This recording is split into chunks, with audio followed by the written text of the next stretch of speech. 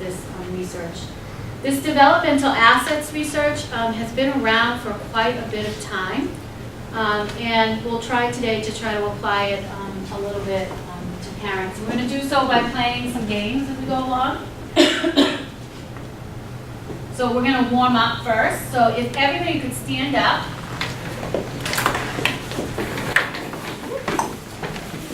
And you're going to make eye contact with someone. You're going to grab their hand and introduce yourself. And as you shake your hands with someone, share in 4 words or less a favorite way you have to make your children feel welcome at home, or feel happy or excited to be home. Okay? Ready? Go. Yeah. All right. Now you're going to high five someone else. Give them a high five. And think about your own life. Think about someone who provided guidance and support, who inspired you. How did they reach out to you? What was the nature of the relationship? Someone who really inspired and provided guidance for you. Okay? Who inspired you, gave you guidance, or supported you in some way. As a child, as an adult, anybody. Yeah. Think about your own life. Ready? High five somebody. All right. Now you're going to show your youth and give somebody different a pound. Fist bump. Oh, sorry. I'm dated. My son would correct me. A fist pump, and name some strengths or assets of your particular young person. So your children. Think about your children, and what are some strengths or assets that they have? All right, and if you get back to your spot. I'll do the Lincoln. That's not what we call it. I want that. So what we're going to talk about is what they call developmental assets, and they're assets, and it's a different way to think about children and about development of children, and it's based upon a strength-based approach instead of thinking of a problem-centered approach. And so in a problem-centered approach, we kind of anticipate the worst. We concentrate on kids at risk or in trouble, or we react to problems after they happen. And they kind of stress competition. So my son is 12, and he just went to a friend's bar mitzvah, and we're starting to have a lot of these other events that he's going where there are lots of other adults, and where he may get himself into situations. And so I'm starting to think about, I'm trying to react to what I think is going to happen, like he'll be introduced to alcohol, drugs, he's 12, he's 13, and I'm starting to have the conversation. So I'm trying to start to react to problems that I think are going to come. Instead of thinking about an asset approach where I did say to him, if you're ever in a situation where you don't feel comfortable, where something's going on, you need to call us, and we won't ask questions, we'll come and get you right away. We won't be mad at you. We'll talk about this. And I'm trying to build up his strength to make the right decision, and really emphasize our relationship with each other and saying, I promise I won't be mad. I promise we can talk about this. I promise I'll be very proud of you. And I'm trying to build up his assets. You know you can always rely and trust on us.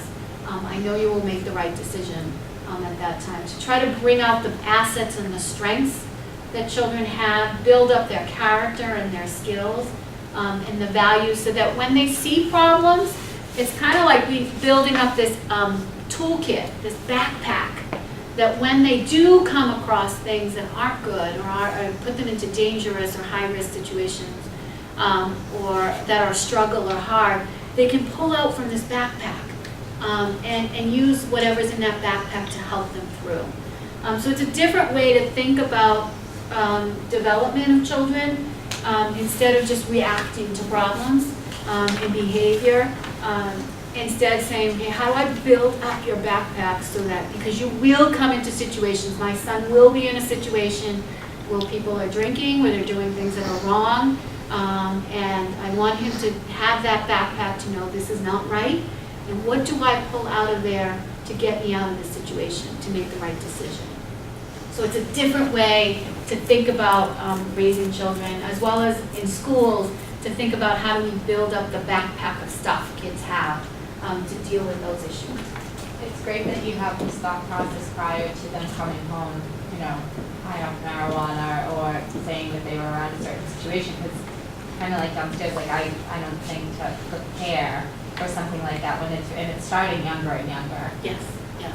No. And we have that, my younger daughter, I had the conversation about the internet and saying, okay, there will be places you just Googling to do it. I said,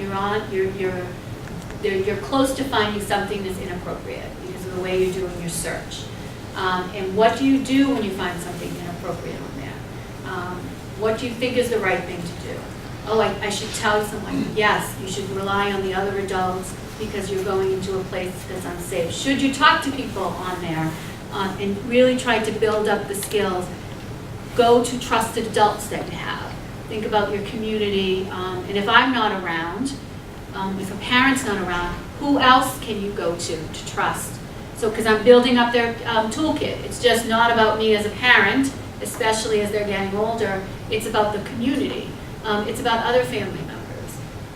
When I tell my son, your sister is going to be your best friend one day, I'm building, even though he's angry at her, wants to hit her, or wants to say mean things to her, or is not so nice to her. I said, she will be your best friend. I'm building up his toolkit when he is older, and his parents may not be around, that he has to call upon her to help him, and that will be a good thing. And she will call you to help. She will need your help one day. When I drag him up in the morning and he doesn't want to go to church, which church is on here, or involvement in community agencies, I said, for me, one day, I needed my faith to help me get through something. Someday you will need your faith too. You don't know that yet, but again, I'm building up his assets. That one day you will turn to God or your church or someone to help you through something. And again, that's developing his assets. So that when he does get into problems or struggle, he'll have things that he can rely on. What the 40 do, there are 40 of them. 40 is a lot. It's a lot of things. But they are organized in a way to help us think about them. They're organized in two ways. External assets, those are things outside of kids, and they're internal ones that are inside. And no kid, most kids don't have all 40 of them. Most of us as adults, if we went through these, we wouldn't have all 40 of them. And most of us would say we're pretty successful in some aspects of our life more than others, right? So it's not that you need all 40 of them. It's that we are working to have as many of these as possible. And the more of them kids have in their backpack, the research shows the more successful they are. And so when they were developing these, they were actually thousands more, hundreds more they could add, but they wanted to narrow them to some, so that at least 40 is still a lot. So they wanted to narrow, and we'll try to narrow it even a little more specific. So for external assets, it's about support. What supports do children have? What empowerments do they have? Boundaries and expectations. How do they constructively use their time?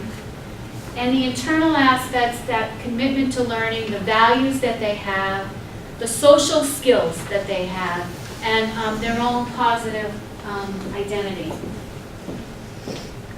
So and these are supports, and these are sort of thinking about strengths that they can develop within themselves.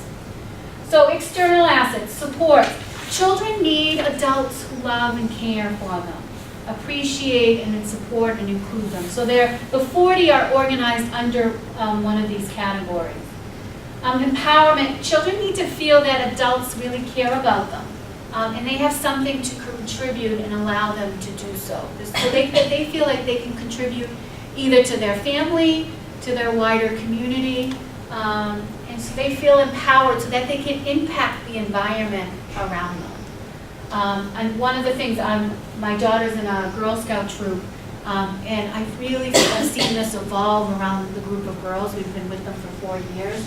And they have taken on different service projects, and they really feel empowered. They feel like they can impact their environment in a positive way. by collecting food cans, by even doing a party for another group of girls. They feel like they have control and they can take on leadership and they can have an impact on their environment, and that's empowering. So, and that could be also as easy as having chores at home. I have chores, I contribute to this family, I feel empowered to be able to have control. That kids have boundaries and expectations. They know what they can and cannot do, even though they fight against them. And I think it gets worse as they get older. But there are boundaries for what they can do. My daughter threw a tantrum the other day because she wanted to wear something that was way too small, and I said, nope. Or my son was like, I don't want to wear my coat. I said, it's 40 degrees outside. You need to wear your coat. Yeah, and sometimes I just want to throw that out. But there are boundaries and expectations. And my daughter will throw herself on the floor and say, I hate you. You're the worst mother in the world. I said, that's okay. There are boundaries and expectations for what you will do in this house or at school, and that's okay. You don't have to like me.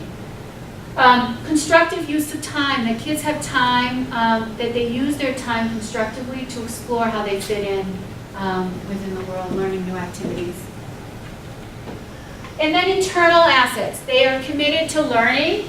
They link learning to not just school, but also to other areas of their lives, and the importance of ongoing learning.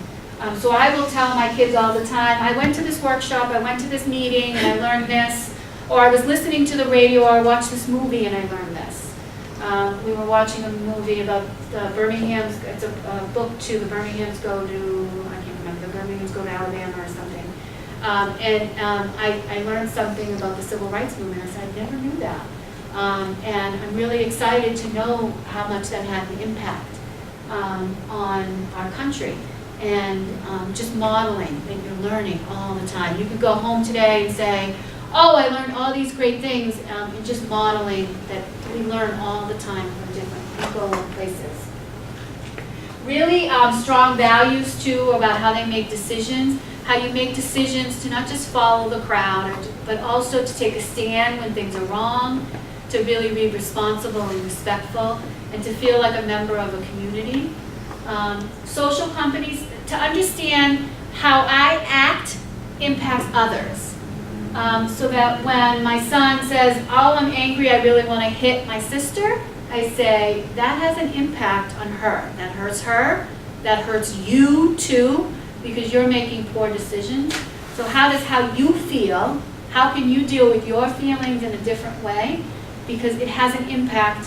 When you're angry and upset, it impacts the rest of us. I have not had success with my 10-year-old daughter who throws herself on the ground and throws a tantrum. The other day she had to practice flute for 20 minutes every day, and she didn't practice it. And she wanted me to sign off that she did. And she kept pestering me, can you sign this for me? I said, I'm not signing it because you didn't do it. I'm not, please sign it, Mom, the teacher will be mad, I won't get the force. I don't care, I'm not signing it. And then she keeps throwing it in my face, and I take it and I scribble on it because I'm upset with her. And then I throw it on the floor, and then she throws herself on the floor.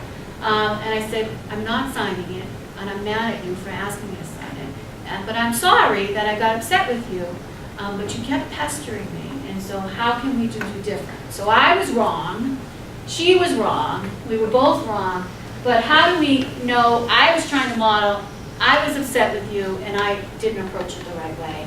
You were upset with me, because you kept pestering me, nagging me, and how do we build each other's relationships? Because my reaction impacts you, and your reaction impacts me. And so just modeling that, right? Developing their competencies. And kids having their own self-worth to make, that they can make good things happen. They can have an impact on their community, in their family, in their classrooms, in their schools, etc. So if you go to the tiny URL, you'll see these outlined. These are for the ones you have are for older kids, but they actually have outlined what this looks like for infants all the way to teenagers. So what this looks like for different age spans. What do these 40 things look like at every developmental stage? They're very similar, just slight nuances depending on the age. All right, we are going to play bingo. There's bingo sheet. So this is to get to help you to learn some of the 40 assets. So we're going to play bingo. All 40 of them are scattered within here. This is find someone bingo. And so what you're going to do is get up and see if you can find someone. And you can, because we're a smaller group, we can put multiple people for one box. Find someone, for example, did someone spend yesterday evening at home with family? Yes? Oh, I found someone. So what I do is just mark off that box. I found someone who spent their time at home. All right, so get up. We're going to get up and see if you can find, and let's see if we can get some, see if we can get someone with a bingo, a line across. So this is about us, not our children. Yes, about you. All right, if you head back to your spot, did anybody make it to bingo? Oh, you're bingo. Yeah. We started talking. Did any of the assets sort of surprise you? I guess to do something you need is to say that was fun. Which one was that one? That was So the rest of the So number 10, young person feels safe at home, school, and in neighborhood. So something to feeling safe is an important asset. They feel safe everywhere they are. So someone else has found one that was surprising?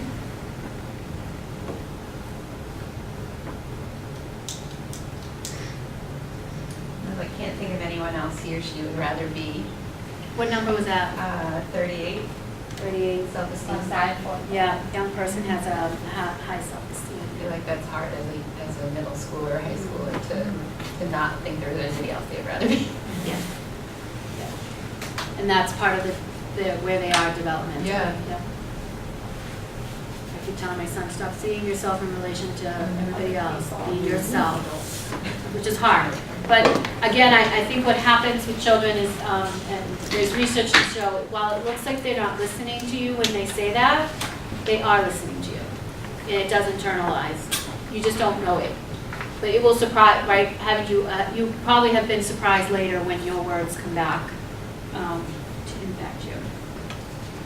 Any others?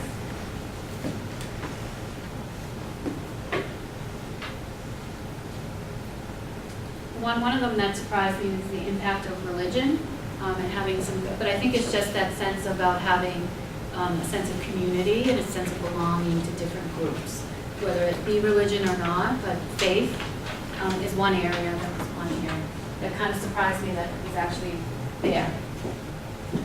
So the power, to tell you a little bit about the research behind it, the power of the assets, the survey shows that kids who have more assets are more likely to succeed in school and maintain good health. So they did research to show how many assets and the impact on academic achievement and personal health. And obviously you can see that kids who had more of them, 31 to 40, were more likely to be more successful in school and have good health.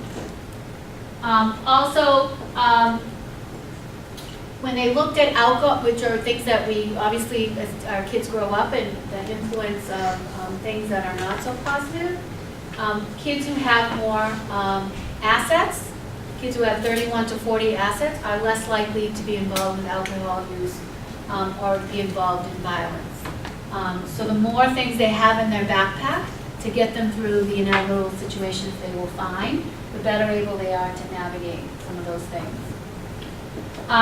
The gap in access among assets among students, so they also surveyed groups of students and found, you can obviously see that 8% of the group that they surveyed, which was preteens up into teens, they don't have necessarily a backpack full of assets. And on average, if you look at a classroom with a group of 30 students, we would see that there would be about 2 students who would fall within that 31 or more. The majority of students falling with less than 20. And then there are some students who are really struggling Is that have that, fewer assets. what's the source for that? Is that like national average, public school, or Melrose? No, national, it's a national data set. So one thing to think about with children, obviously children spend time at home with their family. As they get older, they're spending time with informal kind of supports, their friends. They'll spend time in more organized activities in the community. And their circle of community organizations that they're involved in continues to grow. I did this with my own son, and I was trying to think about all the groups that he belongs to. So obviously he has his family with his nuclear family, but then also his aunts and uncles. And then he has his friends. He plays hockey, he has a baseball team, he goes to school, and those are his formal supports. And so I was trying to kind of see all the groups that kind of support him in what they have. However, the nearest piece that children can always kind of rely on, that's the most stable, is the family and the relationship that they have with their family. So, study also based, one of the things that also as a parent, you kind of feel frustrated at times that you don't, that your kid doesn't want to talk to you, or doesn't want to listen to you, and they're not responding, especially as they get older into middle school and high school. And the surveys are showing that kids really love their parents, enjoy the relationships they have with them, and enjoy spending time with them. Imagine looking at groups of teens and they say, yeah, I like to spend time with my parents. And I really think highly of my parents, my mother and father. And I really value the relationship. And it's kind of counterintuitive because the feedback they give us is contrary, right? Especially as they're getting older. And those of you with younger children, one of us had a conversation about really valuing and building that relationship now. Because if they can't talk to us, someone said this to me when my children were younger, if they can't talk to you when they're 6, 7, and 8, they won't talk to you when they're teens. So building up a real strong relationship with them and just talking. And sometimes I feel like I'm talking to myself, but I just keep talking. And like I said downstairs, someone gave me this tip, a middle school person, said the best place to talk to your preteen and your teen is when you're sitting next to each other in a car, because then they don't actually have to look at you. And they can they're just much more freer. And just talking to me when you're like my son wants to keep turning on the radio, and I says, okay, I'll let him turn it on for 3 minutes and then I'll turn it off and try to sneak in a question. But one of the questions was, what's a relationship that you have? I would never say, I worked with elementary children when I was teaching, and I really didn't like middle school and high school, because it wasn't necessarily a great time in my own life when I look back. But I really love my son now at 12. I really love the relationship I have with him, because he, not always does he listen, but he's this young adult who's still invested in my relationship, but is also becoming his own person. So he laughs, he's goofy, he makes faces at times, and then he's very serious. Mom, I really need help with this. And then sometimes sometimes when I go to give him a hug or a kiss, he'll shy away, but sometimes he just kind of crawls in and he feels warm. And so I really love that time with him and want to keep fostering it, because I'm not sure how long that's going to last, and building that up. Oh, and so when we look at all those assets, it seems like a long list, right? It's a lot of things to try to build up. And where do you get started? So one of the things that the folks from this group have been talking about is maybe focusing in on some particularly that have the largest impact. And one of them is kind of modeled in this video. So I'll show it to you and then we can talk about it. So it's only about a couple minutes long. Are you going to play it? No, that's the wrong one. Go back. So this is based upon a very famous oh,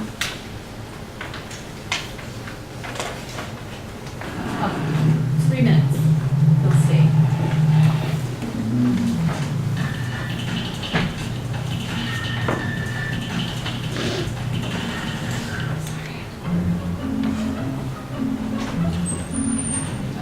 Sure. All right, here's the deal. Marshmallow for you. You can either wait, and I'll give you another one if you wait, or you can eat it now. When I come back, I'll give you another one, so I know how to. But stay in here and stay in the chair till I come back, okay? All right.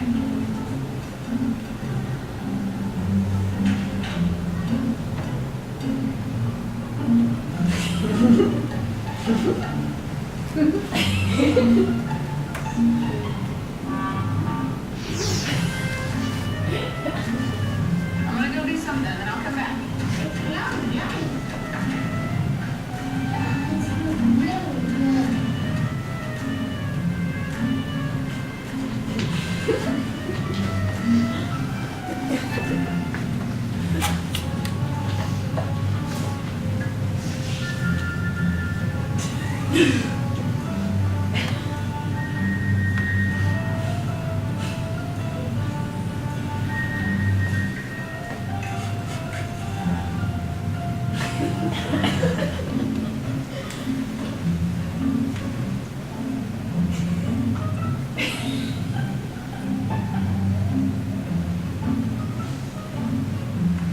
Alright, so it's up to you. You can have it now or you can wait.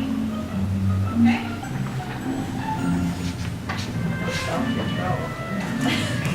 Okay, good. Stay in the chair, okay? Okay.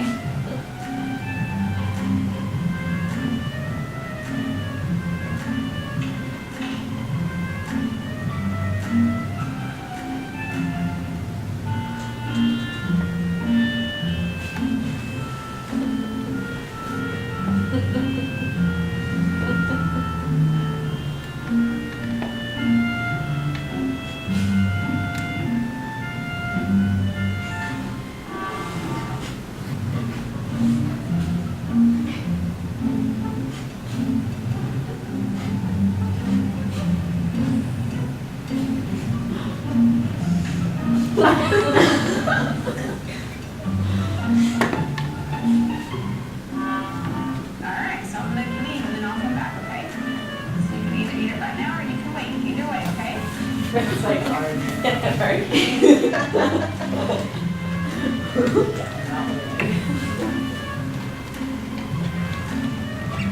Right? How'd you do? You did good? You did? You wanted to eat it, didn't you? Yeah. So I'll tell you, give me another one. Okay, I know both. Give me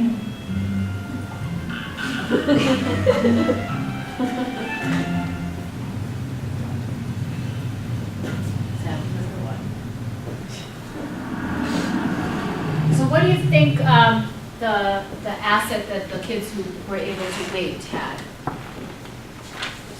Control. Restraint, Self-control. Yep. Delayed gratification. delayed gratification.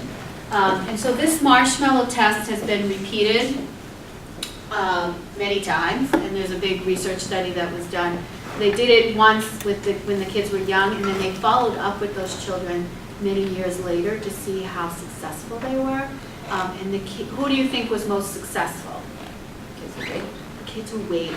The kids who waited were able to finish high school, go on to college, do well in school, because of that ability to delay that gratification, be able to show self-control. So when the people who do this research, they say that that's an asset that has a big impact, that self-regulation, to be able to regulate yourself and be able to delay that control. And so that if you had to start with one or some, that would be one to really help build that up in children. Any thoughts how we might build that up with children? I'm totally gonna try this. Try it. Daughter has such a sweet tooth. I can't buy snacks anymore without hiding them because my oldest will go downstairs and sneak them at night. There's been times that I've cleaned under her bed and there were hoodsies, empty hoodsie containers, half of Chips Ahoy, graham crackers, Oreo snack packs behind her bed. Like But you can imagine also, my son's trying, says he's gonna collect money, like he's gonna collect all his Christmas money because he wants to buy a pair of shoes, whatever.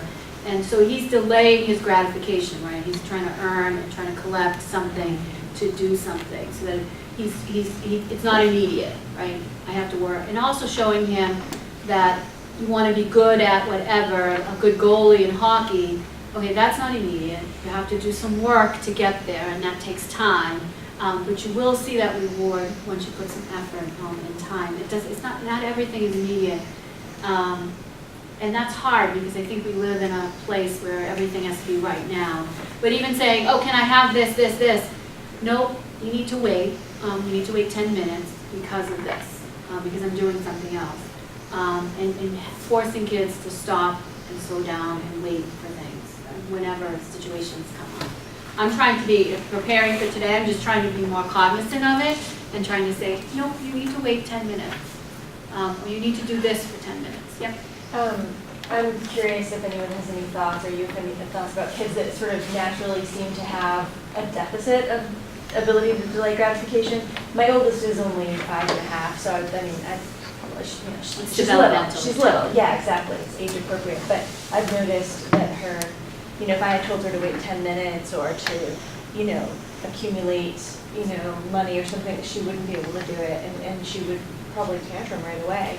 Yeah, and the piece about this is that the research is really showing, contrary to what's counterintuitive, is that these things can be taught. They actually can be taught. Now, I'm not saying it's easy. I'm not saying it's challenging. I'm saying it's challenging at times, depending on your child. My daughter's a little easier for some of this. My son's a little harder. And it also depends on the area. Like maybe they can have delayed gratification for maybe sweets because they're not that interested, or they're not able to do it in schoolwork, for example. So it's not across the board, but what the research is really, it can be taught. You can model it, try to model it yourself, but it is hard, and I would say persevere, because you may not see the fruits of your efforts until a year to 2 years down the line. But the research really says that we can change kids' behavior with time and modeling, and don't give up. It's not easy. Would doing an exercise like this help a child to develop? I showed this to my kids, and we talked about it. Mm-hmm. And I said to them, they did some research, and they said, well, why do you think the kids, the adults who were able to wait were more successful? And I just started to talk about, well, things that I had to wait for. And it took me 12 years to finish school, to get a doctorate, and that I had to wait, I had to work hard at it. And it took time, and it took effort, and we talked about it, and we just keep having conversations about it. And it's not that, and for me, I just was watching, I was looking for videos for this, and I played it, and my daughter came over, my son looked, and we had a spontaneous conversation about it. It wasn't planned. And it's something that we keep going back to. It's kind of like you have 2 minutes, and you gotta preach for 2 minutes, and then you gotta wait, and you gotta go back. But then you go, oh, here's another point. Remember we talked about self-control and waiting? This is one of those moments, let's try to practice it. Let's try to practice. Oh, we're waiting in line, we're getting frustrated, right? How many of us standing in a long line because it's taking so long, and saying, okay, this is a great time for us to practice self-control and delay gratification. It's gonna take us a little while to get there, and that's okay. We can wait, and that's a good thing. But I'm not saying it's easy. But I would say model it. When you see it, celebrate it. You start looking for it, and you think, wow, that was awesome. And celebrate it. And someone was, the other day, let me go in front of them in the line somewhere, and I was like, thank you. And then I talked to my daughter, wasn't it really cool that that person let us go in front of them? And just to celebrate, they weren't in such a hurry, and we were in a little bit of a hurry, weren't we? Yeah, sometimes, you're in a rush. But maybe sometimes we can let someone else go. Yeah, that would be pretty cool, she says, if we let someone else go in front of us when we're not in a hurry. And so we were just talking about it. It was spontaneous out of nowhere. So look for it. That's not an easy answer. But the research really shows that you're in good, it can be changed. Though sometimes we feel it can't be, it really can. We can change, but it's hard, and sometimes we don't see the fruits of those efforts. Some resources for you to think about. There's some resources at the end. Oops. Oh my God. if you're interested, here are some links. They're at the tiny URL. Raising Resilient Kids, Got Something, Do Something, Got 40. Those are great sites. Also in this, there are also some links to some books that you might find interesting. I'll also end with a story. So there was a young person, you can imagine the scenario, someone told me the story, it was actually in church. The priest had said that someone had told him the story. You can imagine a teenage daughter and she's having an awful, awful time, and the mother and the daughter get into this big argument, and she goes upstairs, she slams the door, says, "I hate you, I'm never coming out of this room, you're the worst mother ever," slams the door. And the mother left this note.